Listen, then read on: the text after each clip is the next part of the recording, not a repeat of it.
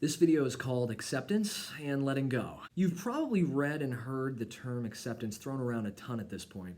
I've coached people that have tried acceptance therapy. I believe that the majority of people that don't succeed with this type of therapy is because they are lacking that foundational support that you've been working on for the past few weeks now. So as we dive into acceptance, allow yourself to hear this with a fresh set of ears. There once lived a farmer who was out tending his prized horse on a windy morning. The wind blew the gate open and the horse ran off into the wild.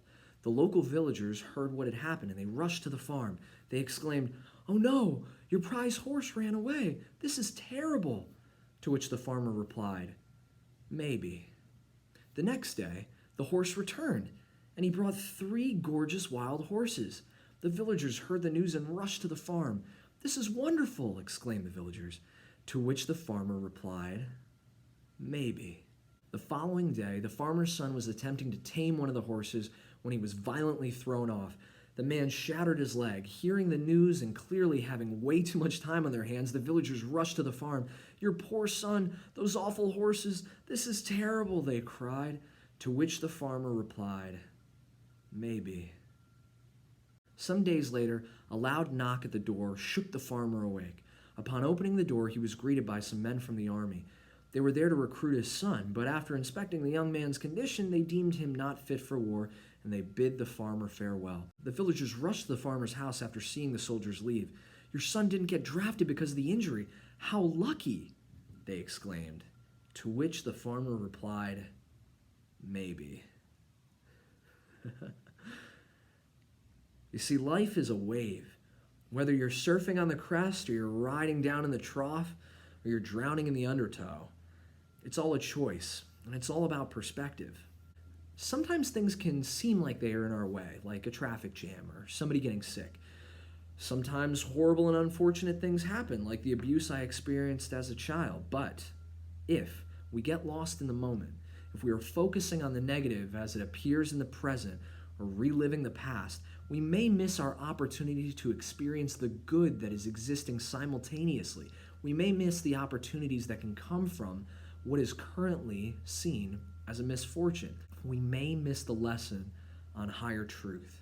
I've experienced this countless times. I am late to a meeting only to discover everyone else is late too. I get sick and delayed and everything works out amazingly. Perhaps you get fired from a job only to wind up getting a much better job down the road. Keep your chin up and your perspective's optimistic. You will be sure to get wherever it is that you are growing. I'm going to tell you a story to tie this all together. So there's this very old tale of 2 monks that are standing at a river's edge. Before crossing the raging river, the older monk, he notices this beautiful woman walking towards him, so he immediately diverts his attention away from her. The younger monk smiles at the lovely damsel as she requests assistance across this raging river. Knowing the current was too strong and obviously delighted to help such a beautiful woman, the young monk invited her to climb on his back. The 3 crossed the river. The woman thanked the monks and they were on their separate ways.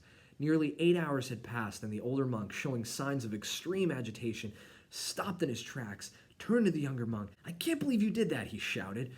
Surprised, the younger monk asked him what he was referring to, and the older monk replied, "You know what you did. I can't believe you would just carry that beautiful woman across the river like that. We are celibate monks after all." The younger monk, still smiling, responded, "I put her down hours ago, and you're still carrying her." In life, we have the ability to let go, or to carry what is most important to us.